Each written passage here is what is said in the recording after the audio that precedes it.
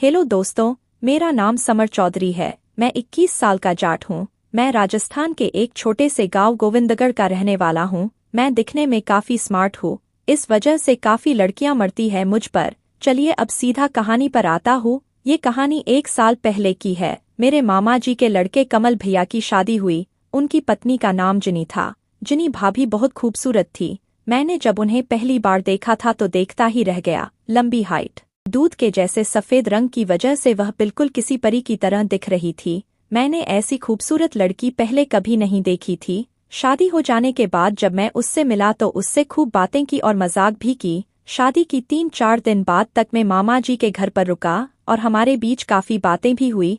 पहली बार देखते ही भाभी मुझे अच्छी लगने लगी थी।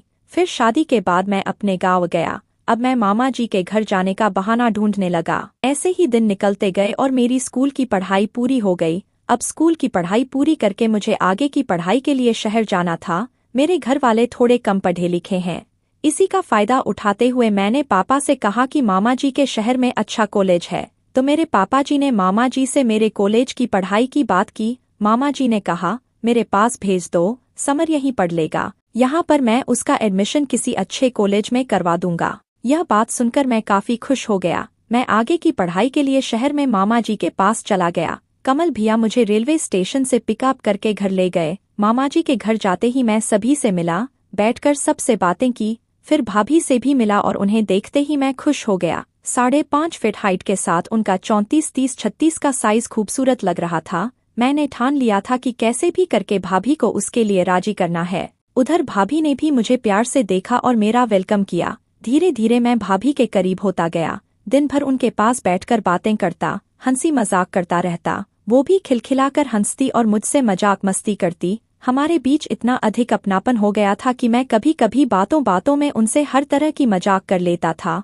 वो मुझे आंखें निकाल कर देखती रहती और नकली गुस्सा दिखाती। मैं मजाक मजाक में उन्हें इधर उधर छूता रहता था और यह हमारा रोज का रूटीन हो गया था। कुछ दिन बाद वो मायके चली गई। मैंने भाई के फोन से उनके नंबर निकालकर उन्हें फोन किया और धीरे धीरे हमारी बातें होने लगी। हम दोनों में मजाक मस्ती फिर से चलने लगी। उनको भी मुझसे बातें करने में मजा आता था, तो वो भी मुझसे कहने लगी थी कि आपसे बात करने में इतना मन लगता है कि बस यूं लगता है कि फोन बंद ही न करूं। यही सब मुझे भी लगता था कि जिनी भाभी से बात करना बंद ही न करूं। कभी कभी तो हम दोनों पूरी रात रात बातें करते थे। हम एक दूसरे को अच्छे से समझने लगे थे। 10 दिन बाद वो वापस लौट आई थी। अब हम दोनों आमने सामने बैठकर नॉर्मल बातें करने लगे थे। एक दिन बातें करते करते रात हो गई और कब 12 बज गए पता ही नहीं चला। उस दिन भैया घर पर नहीं थे।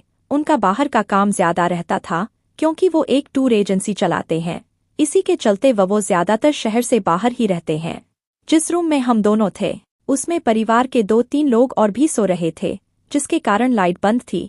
मैंने धीरे से चुटकी काटी तो भाभी ने कोई ऐतराज नहीं जताया, तो मैं उनकी गर्दन पर हाथ फिराने लगा। पर कमाल की बात ये थी कि भाभी ने इतना हो जाने पर भी जरा सा भी विरोध नहीं किया। शायद इसमें उनकी हाँ थी। मैं आगे बढ़ने ही वाला था कि एक बच्चा जाग गया। मैं उठकर उस रूम से निकलने लगा। भाभी ने मुझे आवाज लगाई, पर मैं अनसुना करके बाहर निकल गया। मैं किसी को पता नहीं चलने देना चाहता था। अगर किसी को पता चल जाता तो सबका मेरे ऊपर से भरोसा उठ जाता। फिर 3 दिनों के बाद मैं छत के एक कमरे में बैठा था और वो नहाकर आई थी। भाभी भीगे बालों में आती हुई मुझे परी से कम नहीं लग रही थी। मैं कमरे में खाट पर लेटा था। भाभी कमरे में आई और शीशे में अपने बाल सुलझाने लगी। मैंने कहा, भाभी मुझे आपसे एक बात करनी है। भाभी ने इठला कर कहा, हाँ बोलो क्या बात है। मैं बोला, एक बार मुझसे मेहनत करवा लीजिए ना। भाभी मुंह टेढ़ा करके बोली, हाँ कर लो। मैं ये रही। उन्होंने गुस्सा नहीं किया, क्योंकि शायद वो मेरी बात को मजाक और मुझे बच्चा समझ रही थी। उन्हें लगा होगा कि ये क्या मेहनत करेगा, लेकिन उनका अंदाजा गलत निकला। मैंने तुरंत अपना हथौड़ा निकाला और दनादन चालू हो गया। यह देखकर वो हैरान रह गई, लेकिन मैंने खूब मेहनत करी। मेरी मेहनत देखकर भाभी खुश हो गई। उसके बाद मैं 1 साल तक मामा जी के घर रहा और मैंने भाभी के साथ मिलकर खूब मेहनत मजदूरी की। एक दिन शाम को हम लोग इकट्ठा बैठे बातें कर रहे थे, तभी अचानक भाभी ने कहा कि समर की शादी मेरे चाचा जी की छोटी लड़की से करवा देते हैं। यह बात सुनकर मैं शर्मा आ गया, लेकिन मामा जी को यह बात अच्छी लगी, इसलिए उन्होंने मेरे पिताजी से बात करी। सभी लोग भाभी की इस बात से खुश हो गए और उन लोगों को भाभी की ये बात सही लगी क्योंकि भाभी के चाचा जी की लड़की पढ़ाई में काफी होशियार थी। फिर रात को जब भाभी कमरे में आई तो मैंने भाभी से कहा कि भाभी ये आपने क्या कर दिया, मेरा मन अभी शादी करने का नहीं है। तो भाभी ने मुझे समझाया कि मेरे चाचा जी की लड़की काफी खूबसूरत और समझदार है, ऐसी लड़की तुम्हें फिर नहीं मिलेगी। तो मैं भी उनकी बात को मान गया और कुछ महीने नहीं हमारी शादी हो गई। दोस्तों, आपको मेरी ये कहानी कैसी लगी कमेंट करके ज़रूर बताएं। वीडियो पसंद आई हो तो वीडियो को लाइक और शेयर करें, और अगर हमारे चैनल पर पहली बार आए हो तो चैनल को सब्सक्राइब ज़रूर करें।